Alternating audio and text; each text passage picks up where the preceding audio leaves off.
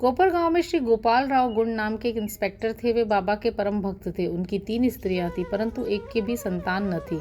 श्री साईं बाबा की कृपा से उन्हें एक पुत्र रत्न की प्राप्ति हुई। इस हर्ष के उपलक्ष्य में सन 1897 में उन्हें विचार आया कि शिरडी में मेला अथवा उर्स भरवाना चाहिए। उन्होंने ये विचार शिरडी के अन्य भक्त तात्या पाटिल, दादा कोते पाटिल और माधवराव के समक्ष विचारणार्थ प्रकट किया।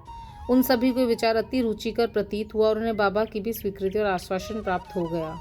उर्स भरने के लिए सरकारी आज्ञा आवश्यकता थी, इसलिए एक प्रार्थना पत्र कलेक्टर के पास भेजा गया, परंतु ग्राम कुलकर्णी पटवारी के आपत्ति उठाने के कारण स्वीकृति प्राप्त न हो सकी। परंतु बाबा का आश्वासन तो प्राप्त हो ही चुका था, अतः पुनः प्रयत्न करने पर स्वीकृति प्राप्त हो गई। बाबा की अनुमति से रामनवमी के दिन उर्स भरना निश्चित हुआ। ऐसा प्रतीत होता है कि कुछ निष्कर्ष ध्यान में रखकर ही उन्होंने ऐसी आज्ञा दी, अर्थात उर्स व रामनवमी के उत्सवों का एकीकरण तथा हिंदू मुस्लिम एकता, जो भविष्य की घटनाओं से स्पष्ट है कि यह ध्येय पूर्ण सफल हुआ। प्रथम बाधा तो किसी प्रकार हल हुई। अब द्वितीय कठिनाई जल के अभाव की उपस्थित हुई। शिरडी तो एक छोटा सा ग्राम था और पूर्व काल में वहां जल का भी अभाव बना रहता था। गांव में केवल 2 कुएं थे, जिसमें से एक तो प्राय सूख जाया करता था और दूसरे का पानी खारा था।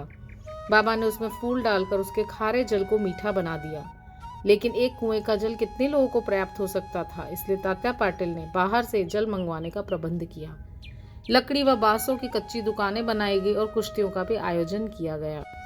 गोपाल राव गुंड के एक मित्र दामू अण्णा कासार अहमदनगर में रहते थे। वे भी संतानहीन होने के कारण दुखी थे। श्री साईं बाबा की कृपा से उन्हें भी एक पुत्र रत्न की प्राप्ति हुई थी। श्री गुण ने उनसे एक ध्वज देने को कहा। एक ध्वज जागीरदार श्री नाना साहब ने मोड़कर ने भी दिया। ये दोनों ध्वज बड़े समारोह के साथ गांव में से निकाले गए और अंत में उन्हें मस्जिद, जिसे बाबा द्वारका माई के नाम से पुकारते थे, उसके कोनों पर फहरा दिया गया। ये कार्यक्रम अभी भी पूर्ववत ही चल रहा है।